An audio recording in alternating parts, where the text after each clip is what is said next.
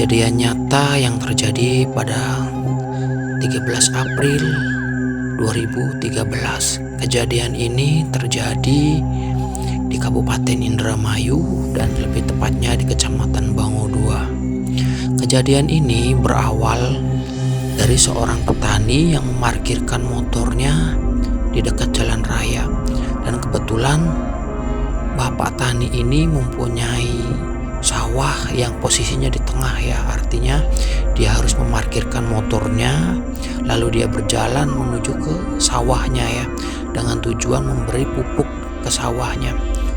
Setelah sejam berlalu, petani pun sudah mulai memupuk sawahnya. Tak lama kemudian ada dua pemuda dan salah satunya berusia sekitar umur 30 sampai 35 tahun. Kedua orang tersebut dengan berencana untuk mengambil motor si bapak tani tersebut ya. Namun setelah pengambilan motor tersebut, salah satu dari curanmor tersebut dia membawa motornya. Namun tidak lama kemudian bapak tani ini sadar kalau motornya itu sedang dibobol kuncinya ya. Tidak lama kemudian si motor itu akhirnya kena, diambil lah sama si curanmor ini ya, pencurian motor ini. Namun naasnya salah satu dari curanmor ini dia tidak mengikuti bareng sama temannya, artinya dia lebih cenderung ke kiri, dan namun salah satu yang membawa motor petani ini ke kanan karena saking panik diteriakinya, dan beberapa masyarakat di situ juga melihat, akhirnya mengejar. Setelah dikejar, begitu lama nyampelah di desa sebelah ya, lebih tepatnya di situ namanya Desa Karanggetas. Nyampe situ naasnya si pembawa motor petani ini dia mengikuti alur sungai lurus. Namun naasnya harusnya dia mengambil kiri, karena saking paniknya dia mengambil kanan, dan akhirnya dari jembatan itu dia kembali lagi ke jalan yang tadi, tidak mengambil kiri menuju jalan raya. Sedangkan warga ada yang mengejar dari belakang dan ada yang mengikuti dari arah dari seberang sungai ini ya. Akhirnya si pencuri motor ini malah berbalik dan bertemu sama warga yang sekitar situ yang sudah mengejar ya. Jadi dia udah kehimpit dari sebelah, dari depan sudah ada warga yang mengejar, dan dari belakang pun sudah ada yang mengejar. Akhirnya dari situlah si maling ini ketangkep ya. Karena begitu geramnya masyarakat di situ, karena seringkali kehilangan motor dan kecurian motor, entah pagi, entah sore, entah malam, itu sering banget yang namanya kehilangan motor. Jadi masyarakat di situ tuh bener-bener yang kayak kesel banget dan gerah banget dengan kejadian yang berulang-ulang, dan lebih tepatnya ini yang kesekian kalinya ya. Jadi masyarakat itu menghakimi si maling tersebut dengan saking kejamnya masyarakat ini ya, menghakimi si maling ini. Ada yang memukulnya, ada yang menginjaknya, sampai ada yang bawa kayu segala macem. Namun ada salah satu korban dari warga yang karena dia berlawanan arah ditabrak sama si maling ini, dan akhirnya sebelah tangannya itu patah. Jadi bikin nambah geram si masyarakat ini ya, warga ini ya. Tidak lama kemudian hampir sudah berlumuran darah si maling ini dengan banyaknya warga yang berkerumun, sampai mengerikan lah istilahnya gitu kan. Sampai tidak sadar ada yang injek kepalanya sampai ditimpa dengan batu kepalanya. Setelah itu ada pihak dari kepala desa yang mengetahui kejadian ini, kronologi ini, lalu melaporkan ke pihak yang berwajib. Namun tidak disangka si maling tersebut sudah tidak bernyawa ya. Kejadian itu lalu didatangi dari pihak kepolisian dan dibawa ya. Setelah kejadian itu motor pun dibawa dan beberapa saksi dibawa, dan ketika malam harinya masyarakat itu beranggapan sudah tidak terjadi apa-apa ya. Dan ketika itu ada seorang ibu dan bapak, karena pada umumnya di sana itu ketika ke pasar itu mereka itu biasanya berangkat sekitar jam 2 ya.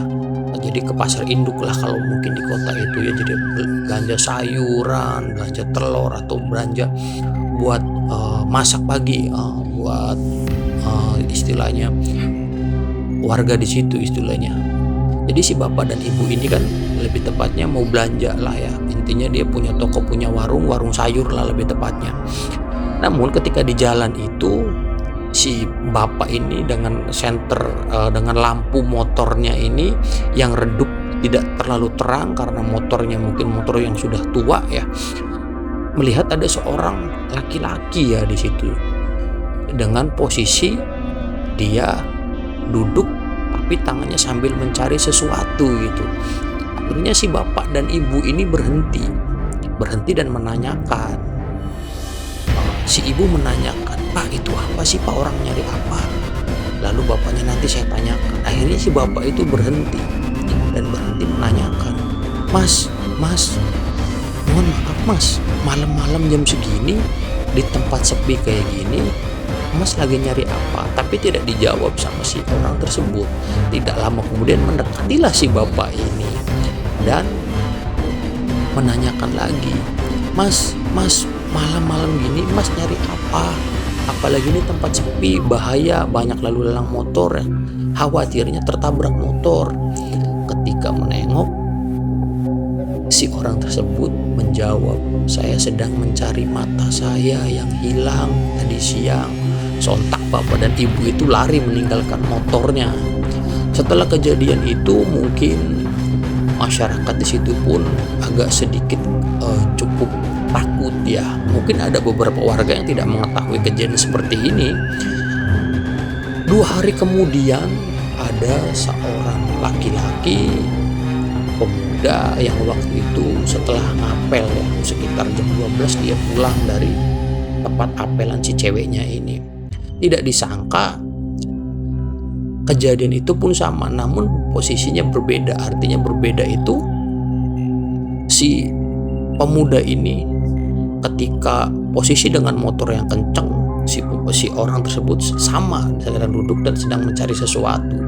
Karena ngerem mendadak, akhirnya dia jatuh. Lalu dia pun sempat mau menendang orang tersebut, tapi dia menanyakan, "Pak, jangan di jalan Pak, sini sudah malam, Bapak ngapain? Ini udah malam jam 12. Lalu dengan jawaban yang sama, "Saya mencari mata saya yang hilang." Jadi pas kejadian kronologi si maling tersebut itu dipukulin itu, mungkin matanya hilang dan sampai saat ini mungkin belum ketemu ya. Dari sekian banyak kejadian itu, si pemuda inilah yang akhirnya, lebih tepatnya setelah kejadian itu dia balik dan sampai rumah pun diikutin. Karena mungkin si pemuda ini mungkin dengan masih polos atau masih bersih, dan akhirnya masuklah merasuki si pemuda ini. Lalu dia bercerita kalau dia mencari matanya, sebelum matanya diketemukan saya belum bisa tenang. Setelah itu begitu ramai di warga di situ ya, karena kehilangan mata ini. Akhirnya sekian lama dari pihak kepolisian pun akhirnya dilaporkan bahwa ada kejadian seperti ini, dan dicarilah mata itu dan ditemukan dalam kondisi matanya benar nempel di sebuah rumput ya, punya rumput seperti putri malu ya. Mungkin si matanya itu terlepas atau bagaimana, karena pihak dari kepolisian tidak terlalu mengamati, dan temukanlah matanya lalu dikuburkanlah menyusul si mata itu. Itulah sedikit cerita tentang kejadian yang di luar nalar ya, tapi ini nyata adanya. Jangan lupa like, share, komen, dan subscribe agar channel ini bisa berkembang. See you. Assalamualaikum warahmatullahi wabarakatuh.